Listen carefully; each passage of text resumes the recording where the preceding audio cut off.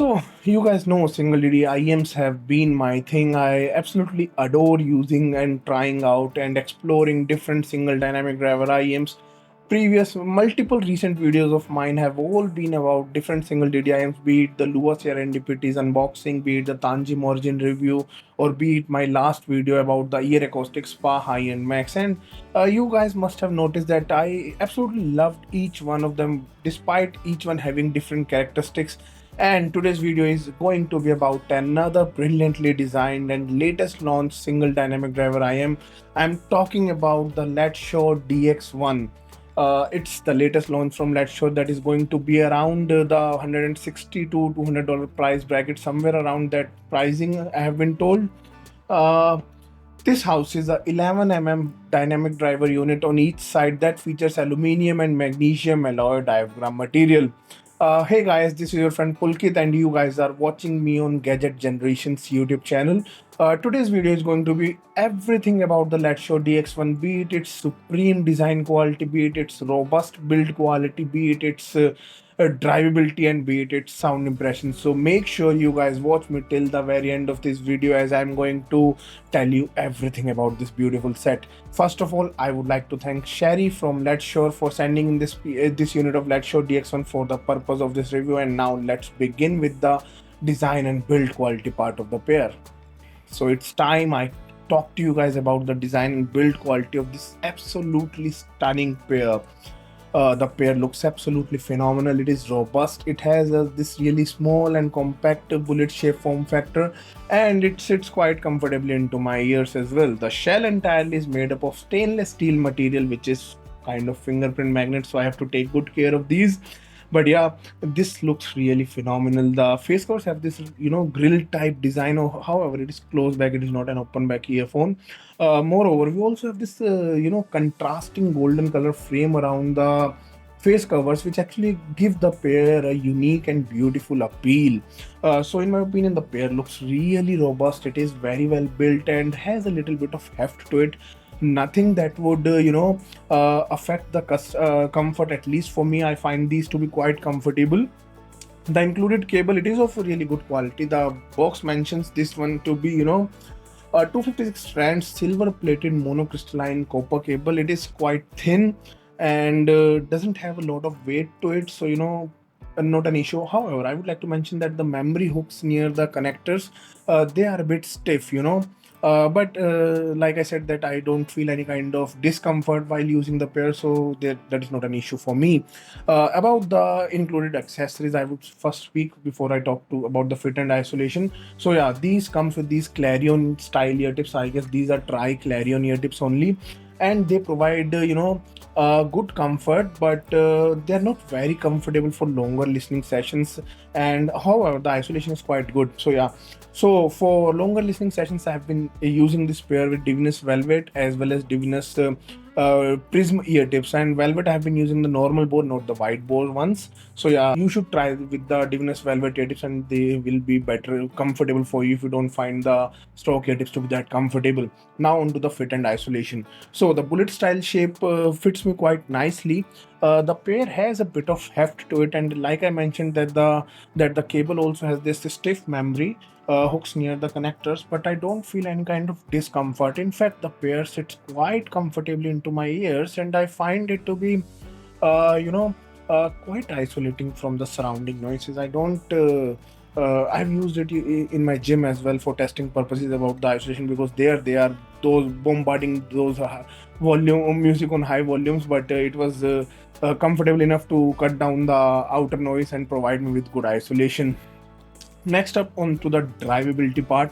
I don't notice the DX1 to be that demanding per se.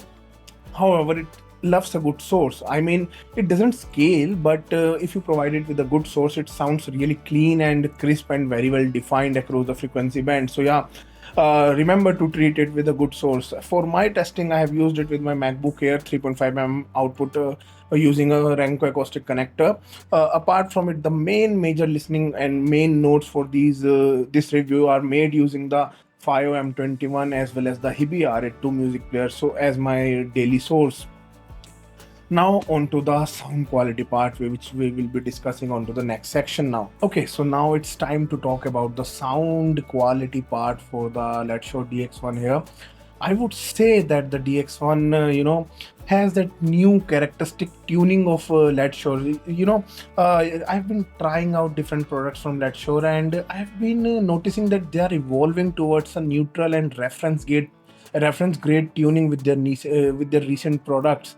I used to own the Letshuoer S12 and the S12 Pro, and that one had a really dynamic V-shaped sound profile with the punchy bass, with the recessed mid-range, and then boosted onto the treble region as well. Nothing that was hurting my ears, but that was a V-shaped tuning profile that they used to treat their products with. Then they started evolving. Then came the Cadenza 12, Cadenza 4, both with maintaining that slightly neutral and reference-like tuning profile. And then quite recently they came up with the Letshuoer Mystic 8 for an 8BF flagship for like a $999 price tag, and I absolutely love that IEM. I have recently shared my review onto this channel as well. If someone is looking for a reference grade tuning, the Mystic 8 delivers that with a great effortlessness. I'm super glad to announce that the DX1 also has that same characteristic, that new neutral kind of reference grade kind of tuning for their IEMs by Letshuoer, and the DX1 rocks your music library with its unique flavor as well. So what is that unique flavor? Basically, the pair has a slight bit of focus onto the mid-range section, especially talking about the upper mids region where vocals are present. For vocal lovers, someone that is me, who loves to listen to artists like Damien Rice, Gloria Gaynor, and then there were Taylor Swift, some pop music artists basically, and then some acoustic musics as well like Voice Avenue. The pair delivers an immensely attractive sound profile. It has a good level of focus onto the mid-range section that just captivates the listeners with a very clean and crisp response, which is quite neutral in terms of tonality. You won't be able to, I can't call it to be colored by any means. I mean, it is not too warm, it is not too bright, so it maintains a good balance, a good sense of neutral nature in terms of its sound response. So let's dive deeper and describe the sound quality across different by explaining different sound frequency segments, starting with the lower end region. So basically, the lower end region onto the pair, it is not overwhelming. It is not too focused into the output. Yet it maintains a good punchy response into the mid bass section. Sub bass extensions, they could have been better. I don't feel the rumble that much.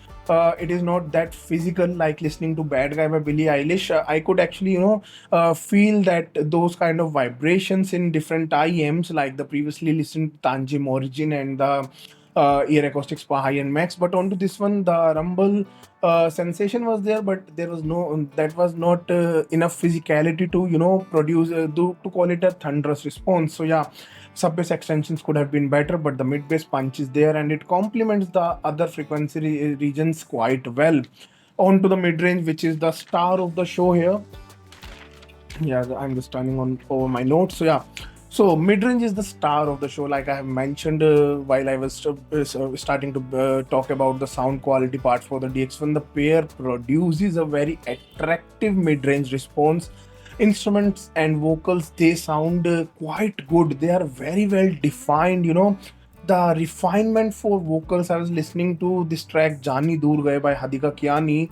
That is a kind of Qawwali track, and there is harmonium, there is tabla, and then there is really beautiful vocals. And the pair was, producing its overall aura of the sound in a very, very immersive manner. I am literally mesmerized by the tonality with which it produces instruments into the mid-range section, and then the neutral nature of the vocals. They sound very natural. It felt like that I am sitting at a cafe and I'm actually enjoying live music. It is that kind of tuning, and that kind of attracts me many times. So yeah, it is quite attractive in terms of that profile. Mid-range section is very well defined as well. The definition for different instruments like harmonium, acoustic guitar, piano, everything that is, those mid-range notes are produced very beautifully, and They have decent amount of body as well. I can't call them lean, and I also can't call them to be hefty or has too lush to overlap the details. No, it is maintaining good level of body to present you with a neutral and natural sound response. On to the treble section now. Treble region is again like mid-range. It maintains very open and expansive response. It gives the sound big feeling. You won't feel any kind of lag onto the stage, even for busy tracks like Billie Jean by Michael Jackson or Bohemian Rhapsody, where fast and multiple instruments come into play, and the by Queen, by the way. So yeah, the pair maintains its treble region quite nicely and quite neatly, I must say, and has really good extensions into the treble region as well. So yeah, treble region and mid-range are done quite exquisitely well onto the set, and the bass region, it is just tuned to provide a bit of punch to the overall output and provide a bit of fun factor to the pair for for people that are not too inclined towards the two reference kind of tuning. So it has a bit of punch packed with that mid bass response. So yeah, in terms of sound quality, my only complaint would be that I would have loved a bit of more reach into the sub bass section, a bit of more physicality to the sub bass rumble. Other than that, I must say that I'm super impressed with what the Letshuoer DX1 has to offer with its neutral and natural sound profile. Now on to the next part, which is about the technicalities for the pair. So first of all, the soundstage. The soundstage of the Letshuoer DX1 is executed quite well. I mean, it sounds big in terms of width. The width expands quite nicely onto the sides. However, the depth could have been a bit more better. It is not something that is disturbing for me, because at this price point, depth is also quite good, I must say that. But still, I would, if a bit of more depth would have been present, that would have given a bit more 3D feel to the output, and that would have made the pair a bit more immersive and a bit more engaging and a bit more massive sounding, in my opinion. Instrument separation is quite surprisingly quite good for a single dynamic driver. I would say that the instrument separation for the Letshuoer DX1 is slight bit of better or to the the Tanchjim Origin and the Earacoustic SPA Hi-End Max, with the two of the recently reviewed IEMs on my channel. So yeah, I would say that the instrument separation and imaging for this price point is pretty spectacular with the Letshuoer DX1. Even for congested tracks, even for congested sections of a track, you won't feel any kind of congestion. The pair swift through it and provides with amazing level of details. Minute details, microdynamics are reproduced quite beautifully onto the Letshuoer DX1, in my opinion. Well, to conclude today's video, I would say that Letshuoer DX1 has impressed me immensely. First of all, I was super impressed with the Letshuoer Mystigate itself. I absolutely love where the Letshuoer team is heading with their new tuning profile, which basically provides you with a neutral and natural and quite an immersive sound response. It is sound somewhat like Letshuoer Mystigate, which is $1,000 product, has that tonality to it. But I would say that Mystigate is simply on to the next level with a lot more resolution, a lot more effortlessness, and bit better and much better defined sub bass reach onto the Mystigate. Yeah. So yeah, lastly, I would say that I absolutely love the DX1. It sounds really good. If you are someone who is looking for a neutral and natural sounding pair, the Letshuoer DX1 should be on your radar. By the way, yeah. Now it's time I should compare it. I would like to compare it with the Tanchjim Origin, which I recently reviewed, and which is kind of really a product which is loved by the masses worldwide. So how does the Letshuoer DX1 compares to it? Both are having single dynamic driver configurations. I would say Tanchjim's bass response has more reach into the sub bass section. Its sub bass sounds more physical, while the DX1 maintains more relaxing response into those extensions part for the sub bass. But the mid bass punch, I would say that this one is quicker. The DX1 has a quicker mid-bass punch, while the Tanchjim Origin had a little bit of more heft to its mid-bass section. Mid-range is where both these pairs shine, but I would say that the DX1 is a step ahead. It provides clearer vocals. The vocals have a bit of more crispness to their notes. Both male and female vocals sound really good on both the sets, but I would say that DX1 has a bit more presence for vocals. They sound a bit more a bit more emotional, a bit more connected to, for me, basically.